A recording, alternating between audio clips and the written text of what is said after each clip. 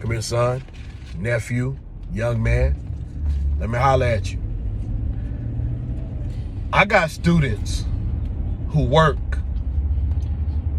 and literally have to help their parents pay bills. Maybe have to, maybe the parent could be taking advantage of the situation. I can't tell for sure. My heart goes out to those poor babies. But I was just telling my son, look, bro, everybody ain't growing up like you growing up, and we're probably what you consider slightly upper middle class. We're heading up higher than that, but that's where we are right now. But he was talking about, there was a person at the line at a restaurant we just went to, or at the register rather, with some less than desirable work habits. And my son was like, well, that's probably why that person's working at a fast food restaurant. Not necessarily, but we will say for sure that, put it this way, my son don't have to work fast food. Right now, he it's up to him, but he can make enough money for his grades at $100 an A. Plus, he's got other family members. When he's on the honor roll, they'll pitch in money for him. He can make more than what they get paid at Wendy's over the course of the school year. Plus, most stuff he asks for, I'll buy it anyway. But I'm gonna say this: if you're one of those children where your life is difficult, because it happens. Matter of fact, I don't know if he's a subscriber or not, but one viewer made me put something in perspective that I had never thought about. I got kids who my class is their safe space, meaning I got kids who sleep in class sometimes. And this particular young lady, she works until 12 o'clock at night to help pay bills at the house. And she's got sisters and brothers and stuff like that, and she ain't the only one. And my classroom is the only quiet place or one of the few quiet places that some of these kids have. I never thought about that. See, my son don't know what that's like. I don't know what that's like.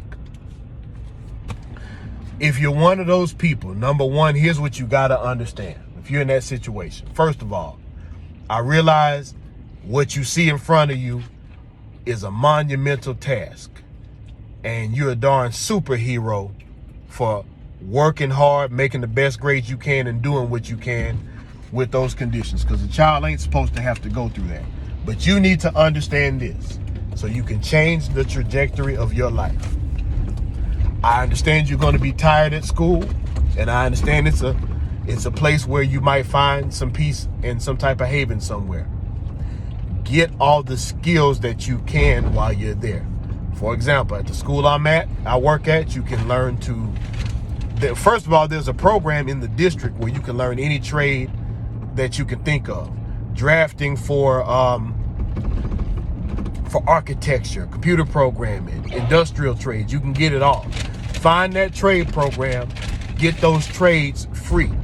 You can already be anywhere from 6 months to a year towards an advanced credential and towards getting paid. Some of those trades will even allow you to start working as soon as you get out of school and you're not doing fast food and stuff like that anymore. 2, I don't care if you got to hide a couple of dollars from your parents, because your future is supposed to be your future. And I'm going to show you the example of what we have here locally in Baton Rouge, Louisiana.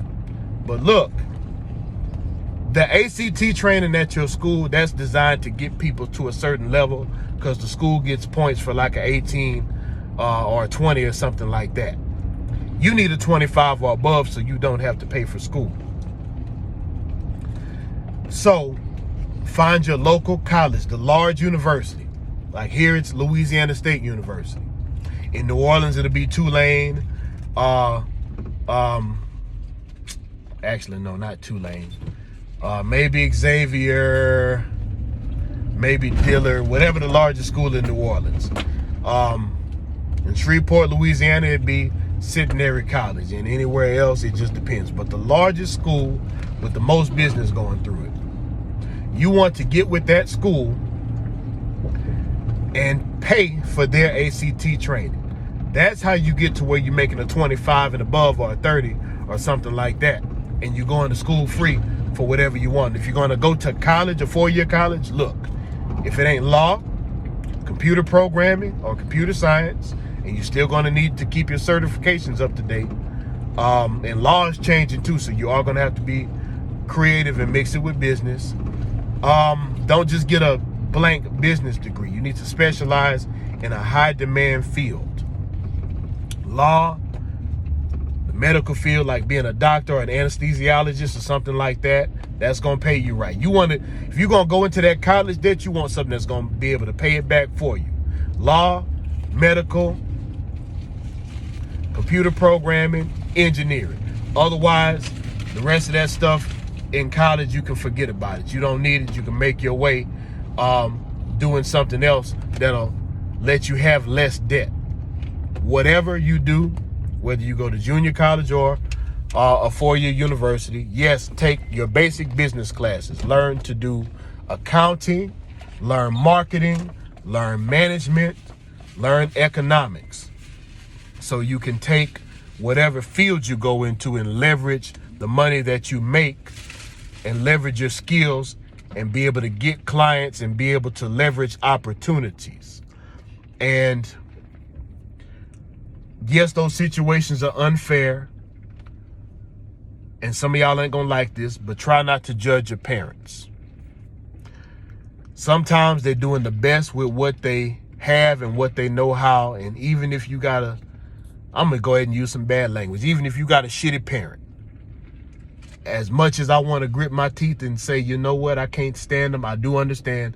Sometimes there are parents who are, their circumstances drive them to what they be. Now, my son's mother, my ex-wife, I don't particularly care for her. She chooses not to be a good parent. I don't care if she ever sees this video, likes it or not, because she couldn't sue me for slander because I can prove it. Libel and slander is when you lying on somebody. I ain't lying. And I got the proof. I just can't win in court because the court system is biased towards women. But you just don't know, but you need to be in right standing with God. And the Bible does tell you to honor your mother and father. So don't dishonor them. Do what you need to do. Get out that situation. But you're going to have to get your education and your skills up to do it. Ain't no way around that. There's no substitute for hard work. It sucks, but you got to do what you got to do if you want things to change. And there are some kids out there who have no support system. And again, my heart goes out to you.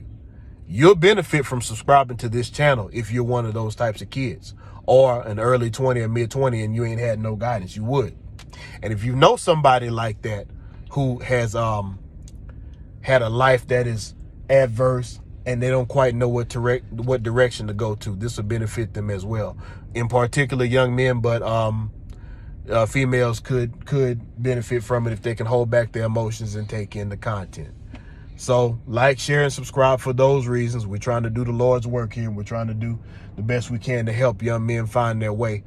I had a guy on Facebook getting mad the other day. Well, what about the women? The women it don't matter what no women is doing, bruh. You're a young man. You need to be strong. You need to get your skills up. You need to do what you got to do in life, because ain't nobody coming to save you. And you could have all the women in the world and still be broke. What difference does that make? So you need to focus on what matters.